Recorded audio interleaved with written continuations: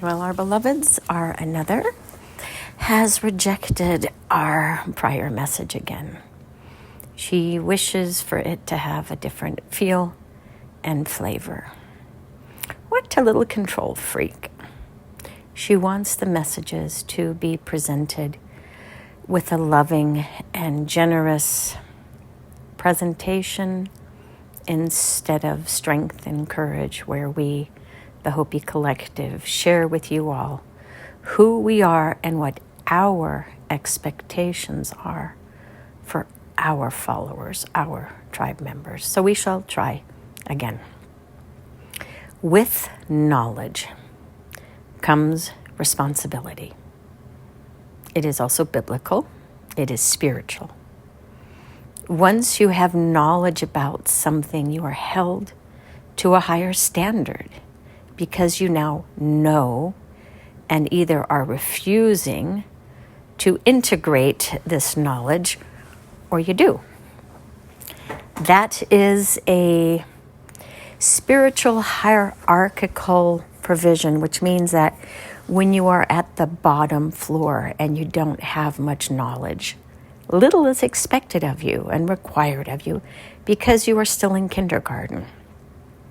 But as you move up the rungs, the hierarchical rungs of spiritual ascension, which our another really does not care for, it is simply your spiritual progression, and it is you climbing up each rung of the ladder. And you stay there for a while, leaning on the ladder, gaining strength, and preparing for the next journey, the next step, the next dark night of the soul, if you will. It is the hero's journey for those who are unfamiliar with this. Look it up, Google it. You will see the spiral. It is a cycle, but it really is a spiral because you repeat it multiple times as you prepare for the next level of ascension. Our messages inform you, and therefore we require of you the next step, the next balance point, the integration. So just know that when you hear from us and you don't integrate or grow, that you do have a karmic feedback loop, if that makes sense. And again, karma is neither good nor bad. It is just the simple reaction or response. You have sex and you get pregnant, you have a child. You eat too much sugar and you get a sugar hangover. It just is.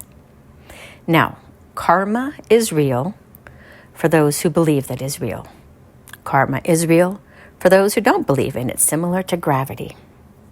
So we would encourage you all to take our messages more seriously, to maybe study the Hopi prophecy, learn about what that is and why it matters, and why we, the Hopi Collective, are here through our another to prophesy, to share, to teach, to inspire, to encourage, to call forth, to call in, but also to reject. So our simple invitation today is, if you do not, and we really must stress this, if you do not align with the rights of the indigenous, the rejection of white privilege, and the breaking down or dismantling of the current corporate philosophy, we would encourage you to cease listening to our prophetic messages, because your karmic feedback loop will be greater because you hear the messages and you refuse to align with them. These are simply the laws of the universe. Our another is beginning to really understand that there are individuals who prophesize, who share, who channel, who are aligned with groups, energetic groups, who are more aligned with the patriarchy, white privilege. If that is where you energetically reside, we encourage you to continue to listen to those prophecies, because the karmic response that you will receive from the universe will be more gentle, from one perspective, because at least what you're listening to aligns with your inner compass.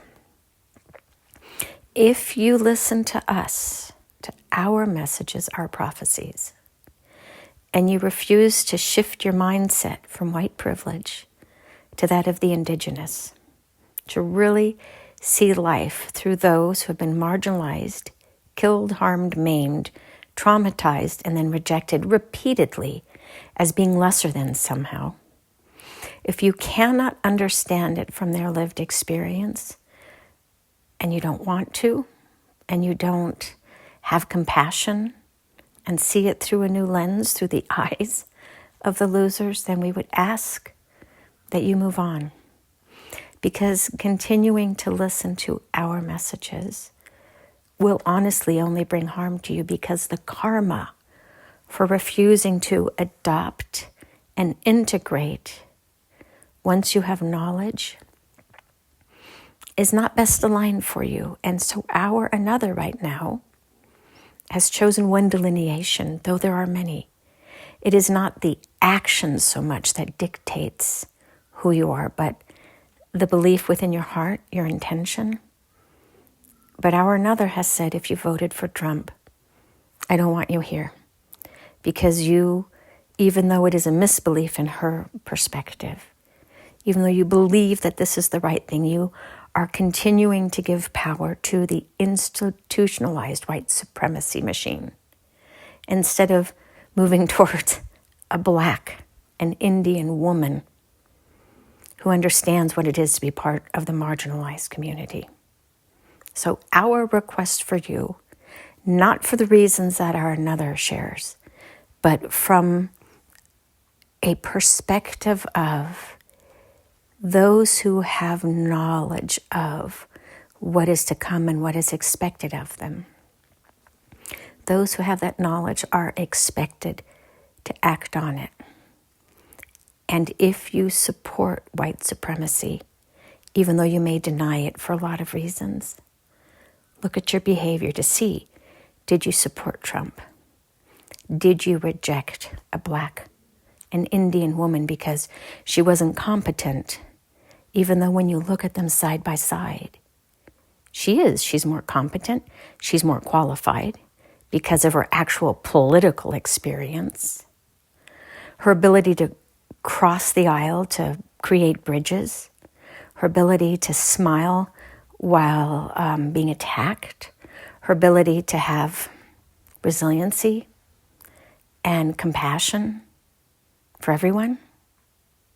Look at Donald Trump's lack of concession speech and look at hers. Within that, you will see the character, the moral and the ethical and the energetic character. And if you cannot see that distinction, then we don't advise that you come and listen to our messages anymore.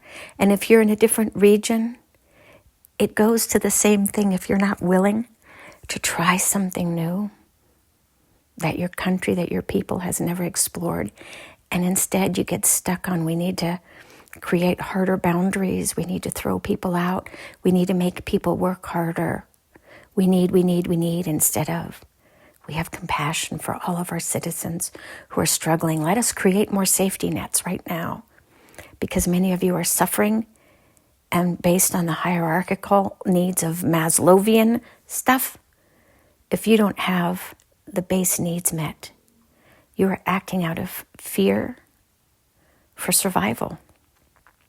And if you as a country cannot create stability at the most basic survival level to help to stabilize and nurture and nourish your citizens, then you don't know what a democracy is, you don't know what patriotism is, and you don't know what love is.